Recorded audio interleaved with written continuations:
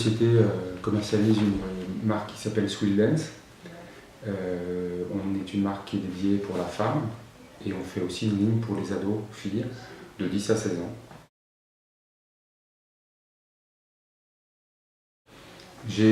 À l'issue du bac, en fait, je me suis inscrit dans une fac à Paris qui s'appelle Panthéon-Assas en gestion économie.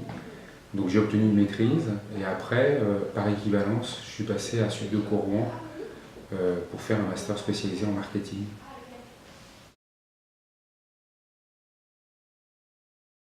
Je pense que les études en fait servent avant tout à structurer en fait une pensée, à être curieux en fait sur les choses qui nous entourent et je pense que c'est véritablement ça que ça apporte.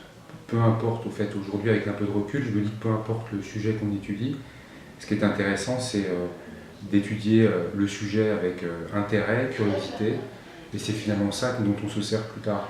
On veut tout le temps mettre des gens dans des cases, ce qui fait que quelqu'un qui étudie du marketing doit travailler dans le marketing, alors que probablement il faudra faire autre chose. L'idée c'est vraiment de servir des études pour se structurer une pensée, et plus que pour apprendre des choses. On a toute la vie pour apprendre, et surtout pour apprendre des métiers, et sachant qu'en plus maintenant, on va avoir sans doute 3-4 métiers différents. Moi je suis d'une génération, j'ai 45 ans, j'ai eu un premier métier qui était publicitaire. Après, j'ai été chef d'entreprise dans le prêt-à-porter. Peut-être que demain, je peux être restaurateur ou exploitant de salle de cinéma, peu importe. Le sujet, c'est véritablement d'avoir un cerveau qui soit structuré pour pouvoir raisonner et réfléchir à des problématiques et les adapter par rapport à un domaine. Moi, à l'issue de ma formation, quand j'ai terminé donc, mes études, je suis rentré dans une agence de publicité. J'ai commencé par travailler sur des budgets importants alimentaires comme le Bonne Maman et Andros, donc c'était pour le groupe Andros. Et puis après j'ai changé d'agence pour intégrer une agence où je me suis occupé du budget McDonald's en partie pendant quelques années. Et après j'ai encore changé d'agence pour m'occuper d'une partie du budget Renault. Et puis bien entendu maintenant je travaille pour mon propre compte. En fait j'ai rejoint en fait l'entreprise qu'avait créée mon épouse. Et quand on a vu que ça marchait un petit peu et que ça commençait à frémir, on s'est dit qu'on ne serait pas trop de deux pour essayer de la faire développer.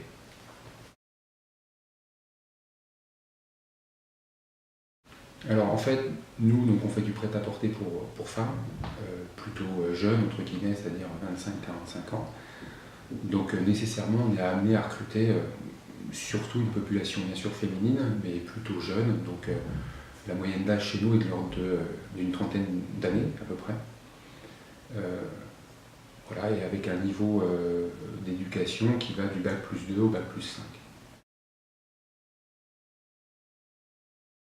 L'idée c'est d'avoir des gens qui aiment la mode, qui soient un peu agiles d'esprit et plutôt très polyvalents. On est une petite boîte, on est 25 à peu près, donc chaque individu est amené à faire quand même des tâches un peu diverses, même s'il y a évidemment un service commercial, un service production, un bureau de style pour la partie créative.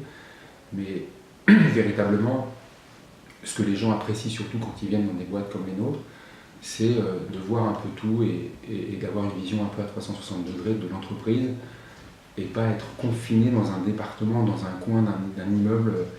Voilà, là l'idée c'est que tout le monde voit un peu la vie des produits, dès leur création jusqu'à la mise en vente dans les magasins.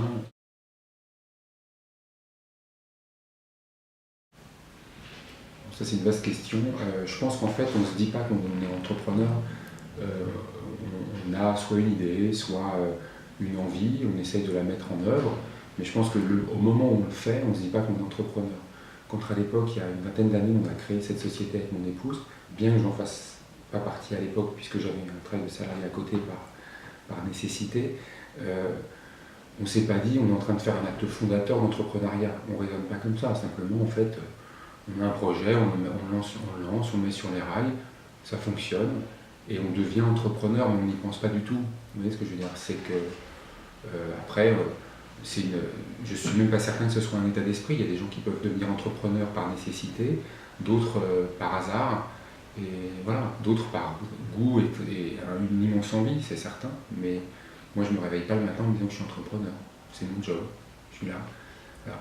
sachant que je lis de plus en plus que le monde de demain sera fait de beaucoup d'entrepreneurs, parce que entre les salariés qui sont insatisfaits par exemple de certaines conditions de travail, la difficulté rencontrée par les salariés qui rencontrent la précarité ou des difficultés.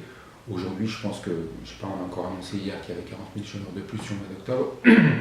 Ben, je me dis que dans la masse de ces 40 000 chômeurs en plus, ben, certains vont se dire j'ai fait ce qu'il fallait, j'ai fait des études, j'ai été un bon élève et à l'école et dans mon job, je l'ai perdu. Bon, ben, je vais tenter ma chance par moi-même.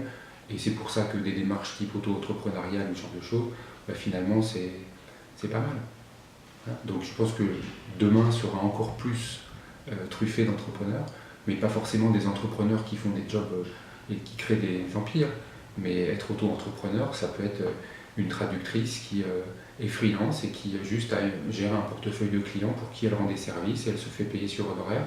Et bien souvent, ces gens-là, quand vous les écoutez parler, ils vous disent qu'en fait, ils sont 1000 fois plus heureux que dans une vie précédente où ils étaient au sein d'une société, parce qu'ils ont de la souplesse, du travail, et finalement une vie qui est peut-être meilleure.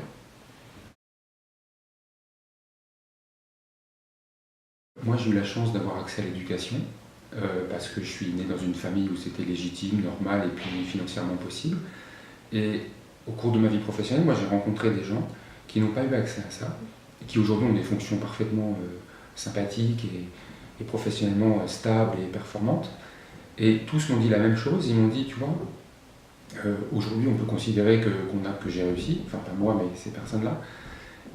La seule chose c'est que les études en fait, quand j'y pense, m'auraient fait gagner un temps fou. D'accord. Donc il y a plein d'autodidactes qui n'ont pas fait d'études parce qu'ils n'ont pas eu les moyens de le faire, qui ont commencé à travailler à 16-17 ans et puis qui ont bâti une société, petite ou moyenne ou grande, peu importe.